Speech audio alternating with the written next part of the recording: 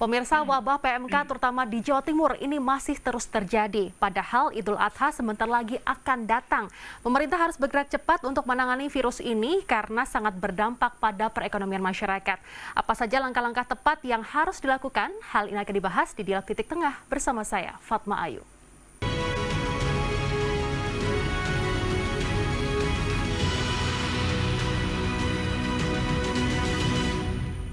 Oleh semua negara di dunia ke OAI. Dalam upaya mempercepat penanganan wabah PMK yang penyebarannya kian masif di Jawa Timur, Gubernur Khofifah menggelar rapat koordinasi dengan kepala daerah dan pejabat terkait di Kota Malang.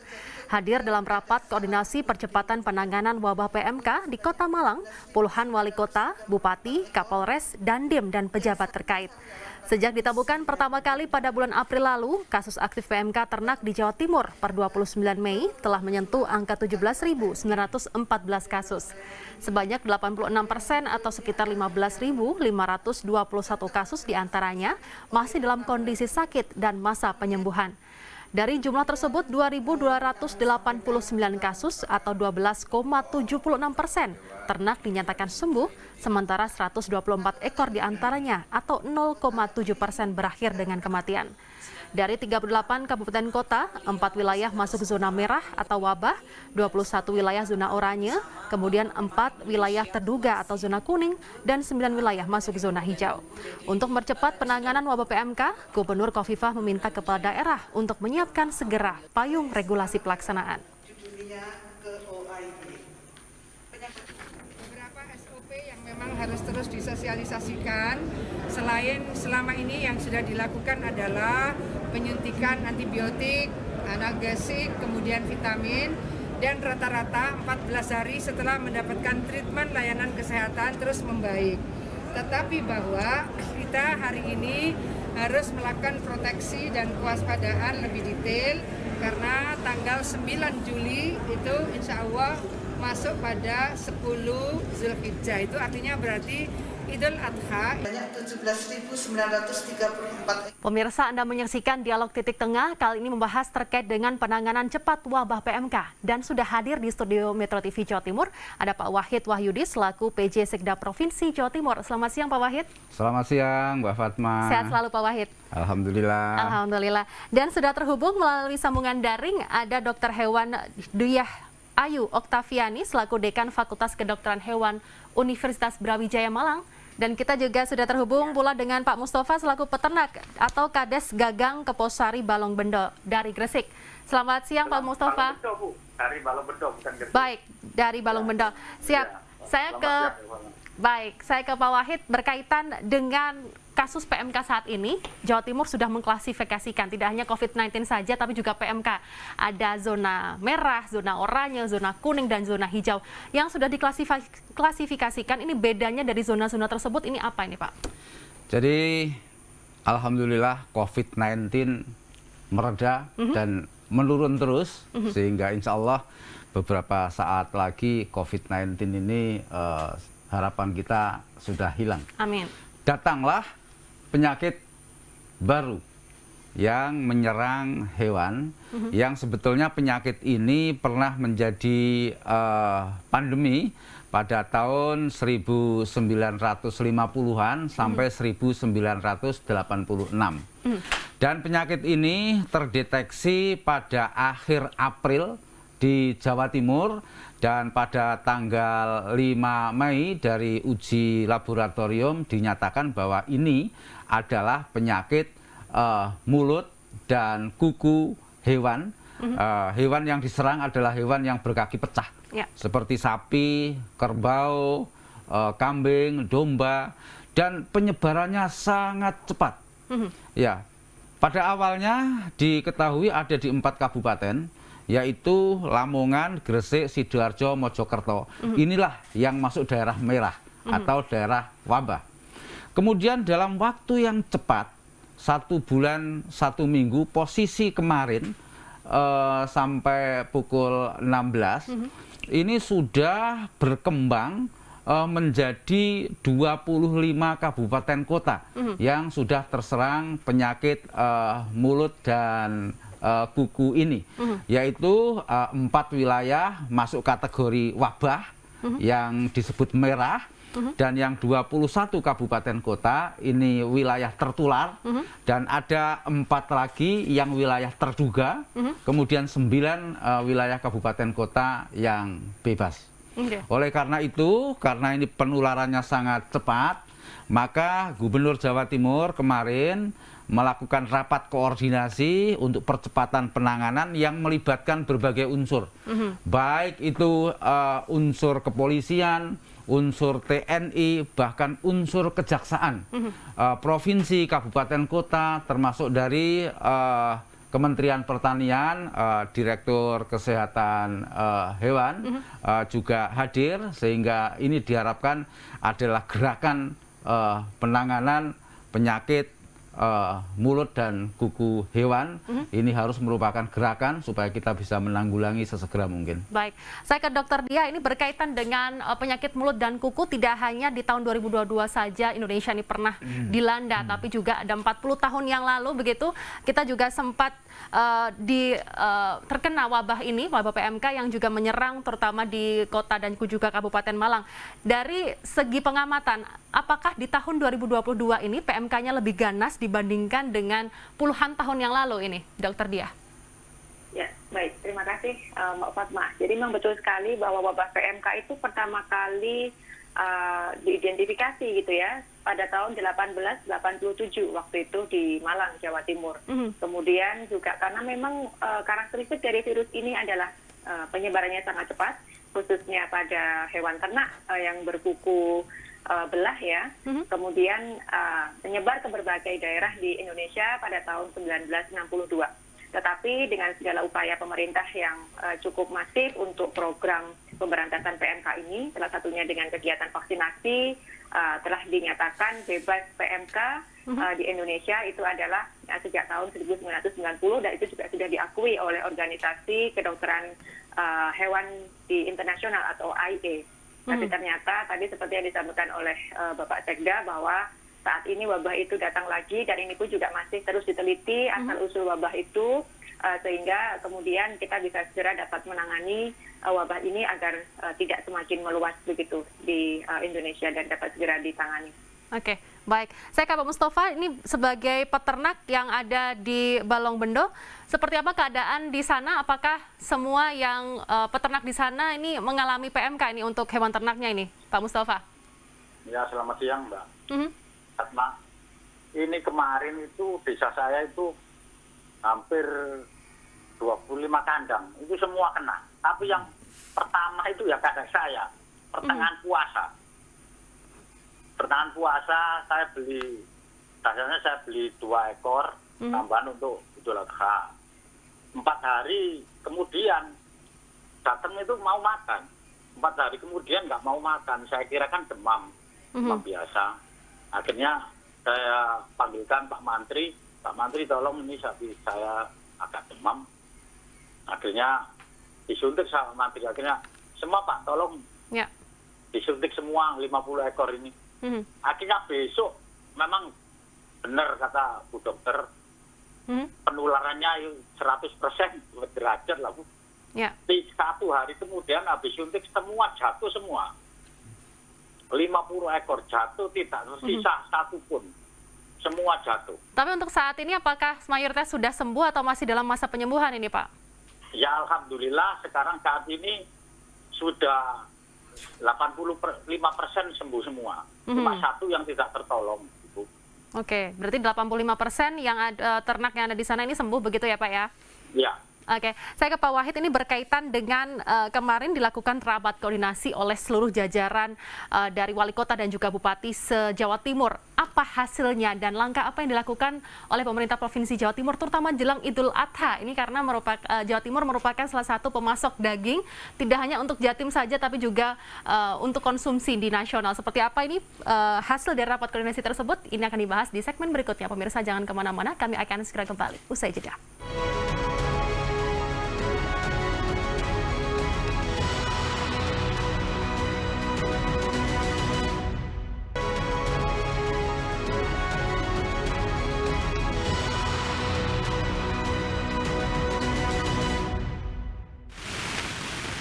Ini masa-masa yang rawan karena sebentar lagi kita akan ada Idul Adha begitu, di mana Idul Adha ini erat kaitannya dengan hewan kurban, sehingga di Jawa Timur sendiri merupakan pemasok hewan kurban juga, tidak hanya di wilayah Jawa Timur tapi juga di wilayah-wilayah lain di luar Jawa Timur seperti di Bangka Belitung, Kalimantan dan juga dan lain sebagainya. Ini seperti apa Pak? Rapat koordinasi kemarin apakah juga sudah keluar hasilnya untuk penanganan cepat?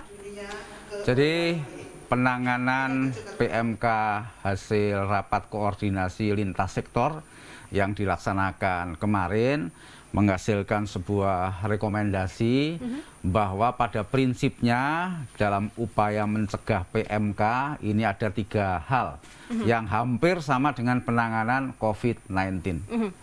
Yang pertama adalah mencegah kontak hewan dengan sumber penyakit, dalam hal ini virus PMK. Yang kedua adalah mencegah sirkulasi dan produktivitas virus PMK, termasuk mengendalikan lalu lintas hewan, termasuk juga penutupan sementara pasar-pasar hewan yang di daerah wabah dan daerah tertular. Dan yang ketiga adalah meningkatkan imunisasi hewan. Sementara dilakukan suntik vitamin-vitamin sambil menunggu vaksin. Karena sejak Indonesia bebas dari PMK, Indonesia ini sudah tidak memproduksi vaksin lagi. Sehingga sekarang ini dalam menangani emergensi, pemerintah RI ini kemarin diinformasikan oleh direktur bahwa kita akan mengimpor 3.000 dosis dari Perancis. Ini dengan skala prioritas penanganan, yang pertama adalah ternak bibit, yang kedua adalah sapi perah, dan yang ketiga adalah hewan yang berada pada daerah wabah dan daerah tertular. Dan nantinya kita juga akan memproduksi sendiri dan sudah mendapatkan izin dari Badan Kesehatan Hewan Dunia, dan insya Allah diperkirakan Agustus kita sudah siap dengan vaksinasi terhadap hewan ternak untuk meningkatkan kekebalan tubuhnya. Oke, untuk saat ini dari peternak sendiri banyak yang mengeluhkan bahwa ketika tidak bisa mengirimkan hewan ternaknya keluar kota, artinya ini pendapatan mereka ini juga turun, dan untuk lambatnya dari proses imunisasi ini sendiri juga memperlambat proses kesembuhan dari ternak itu sendiri. Apa upaya yang dilakukan oleh pemerintah untuk menjawab tantangan terutama dari bidang ekonomi nih Pak? Sebetulnya hasil penanganan yang kita lakukan sangat efektif. Dari data yang kami punya, sampai pukul 16 kemarin, hewan yang terserang penyakit PMK ini mencapai 19.875 ekor. Dari 19.875 itu yang tertangani dan sembuh itu 86,2%. Kemudian yang sedang dalam penanganan itu ada 13,2%, dan yang mati itu hanya 0,65% atau 128 ekor ternak selama 1 bulan 1 minggu sejak Jawa Timur diketahui ada penyakit PMK ini. Oke, berarti penanganan ini sudah masih dilakukan, termasuk juga bantuan dari Dinas Kesehatan setempat begitu. Betul, ya Pak? Dari kabupaten kota ini juga sudah turun jemput bola begitu untuk semua menangani ternak. Saya ingin cross check ke Pak Mustafa, ini bagaimana penanganan yang ada di sana, apakah dari Dinas Kesehatan sendiri juga sudah turun bergerak cepat untuk memberikan suntikan vitamin dan lain sebagainya. Seperti apa ini Pak? Ya, kemarin ada 1 minggu yang lalu sudah ke kandang nyurvei yang kena sakit, tapi ya ada yang sudah sembuh, baru kalau nunggu kemarin memang terlambat gitu.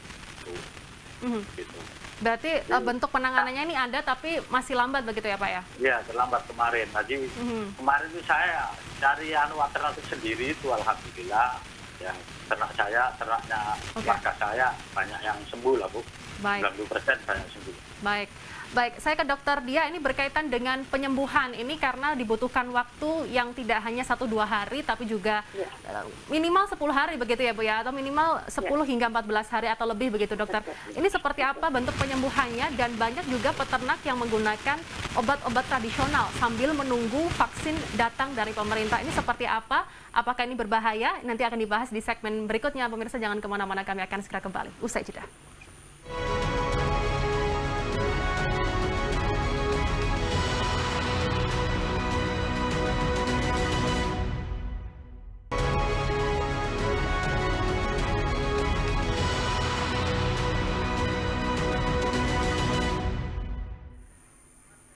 Baik, saya langsung saja ke Dokter Dia. Ini bagaimana terkait dengan penanganan yang efektif, seperti apa yang harus dilakukan oleh pemerintah dan juga masyarakat, karena saat ini para peternak ini juga mencari cara, seperti ada obat tradisional juga untuk menangani hewan ternak yang terjangkit PMK. Ini seperti apa nih, Dokter? Ya, baik. Mbak Fatma, jadi tadi sudah disampaikan oleh Pak Sekda ya, berkaitan dengan upaya-upaya yang telah diputuskan oleh pemerintah, dalam hal ini sebagai pihak yang berwenang, pengambil kebijakan begitu, untuk kecepatan penanganan wabah PMK ini. Tetapi mungkin yang perlu untuk dipahamkan kepada para masyarakat kita adalah bahwa memang PMK ini bukan merupakan penyakit zoonosis. Artinya perlu tidak ada ketakutan pada masyarakat bahwa nanti akan tertular virus PMK ini, karena virus PMK ini tidak menular kepada manusia. Jadi tetap aman untuk mengkonsumsi susu maupun juga daging dari hewan, khususnya pada hal ini adalah sapi ya, karena memang dengan pengolahan yang baik, dengan pengolahan yang sempurna, maka virus PMK itu sendiri akan inaktif begitu, atau akan menjadi tidak aktif. Hanya kepada para peternak ini memang upaya-upaya yang dilakukan adalah bagaimana caranya untuk meningkatkan daya tahan tubuh kepada si hewan itu sendiri pada saat diketahui bahwa ada indikasi terinfeksi PMK atau muncul gejala yang mengarah ke PMK. Sama seperti COVID rasanya ya, kita juga perlu untuk meningkatkan daya tahan tubuh begitu, supaya, karena ini adalah virus, artinya virus itu sendiri juga akan dilawan oleh di dalam tubuh itu sendiri. Jadi kalau dari sisi kedokteran hewan, pengobatan tadi seperti yang disampaikan adalah jelas pemberian vitamin yang tujuannya adalah untuk meningkatkan daya tahan tubuh dari si hewan yang terinfeksi. Kemudian juga pengobatan-pengobatan yang sifatnya adalah pengobatan simptomatis untuk mengatasi gejala, baik itu misalnya ada luka pada lidah ataupun pada mulut atau pada kukunya. Kemudian juga pengobatan untuk mengatasi demam jika ada demam, maupun upaya-upaya untuk menghilangkan agen infeksi atau agen virusnya itu sendiri dengan cara disinfeksi pada kandang maupun juga lokasi sekitar pemeliharaan hewan itu. Rasanya tadi seperti disampaikan oleh Pak Sekda, berita baik ini harus juga diketahui oleh masyarakat bahwa virus ini pun juga akan bisa disembuhkan begitu ya. Artinya dengan upaya-upaya yang tentu melibatkan segala pihak, baik itu dari kedokteran hewan maupun dari pemerintah dan juga dari peternak sendiri, kita bisa mengatasi wabah ini karena virus ini bisa disembuhkan. Tentu kita berupaya dengan mensinergikan semua elemen yang ada untuk bisa bersama-sama kita bisa segera mengatasi wabah PMK ini. Oke. Mungkin begitu. Daging yang terpapar PMK ini tidak menular ke manusia, dan PMK ini tidak menular ke manusia, lalu PMK ini bisa disembuhkan, dan tingkat kematiannya juga kecil ya dokter ya? Tingkat kematian pada sapi yang dewasa kecil, hanya memang tadi pada pedet atau pada sapi yang masih muda memang cukup tinggi. Jadi tadi maka upaya untuk vaksinasi difokuskan kepada bibit ya, karena memang tingkat kematian pada sapi yang masih pedet ini cukup tinggi. Oke, baik. Jadi nanti dipastikan saat kita Idul Adha makan daging tidak masalah, begitu ya Pak Sekda. Ini berkaitan dengan target yang untuk menekan angka PMK ini seperti apa? Karena walaupun Idul Adha ini hewan kurban dagingnya masih bisa dimakan, tapi untuk mobilitas hewannya ini juga sangat terbatas. Target yang harus dicapai oleh pemerintah sendiri ini seperti apa? Jadi kita terus menggalakkan sosialisasi karena saya yakin masih banyak peternak yang belum mengetahui bagaimana SOP dalam rangka pencegahan PMK ini. Sehingga sosialisasi SOP pencegahan PMK ini dilakukan berbagai instansi gitu ya. Baik pemerintah pusat, pemerintah provinsi maupun pemerintah kabupaten kota, termasuk TNI, kepolisian, bahkan kejaksaan. Ya. Kemudian kepolisian juga mendirikan posko untuk pengendalian distribusi ternak, termasuk juga TNI terus melakukan pendataan ternak-ternak yang terkena wabah ini atau penyakit ini, sehingga penanganannya bisa secara komprehensif by data gitu. Oke, baik. Terima kasih Pak Wahid Wahyudi, PJ Sekda Provinsi Jawa Timur, dan sebelumnya ada Dr. Hewan Dia Ayu Oktaviani dan juga ada Pak Mustafa selaku peternak. Dan semoga ini PMK bisa segera sirna begitu di Indonesia dan juga Jawa Timur. Dan yang dipastikan ini adalah daging aman dikonsumsi oleh masyarakat sendiri. Jangan takut untuk makan daging. Pemirsa, saya Fatwai pamit undur diri. Terima kasih atas kebersamaan Anda. Sampai jumpa, sehat selalu. Terima kasih. Terima kasih.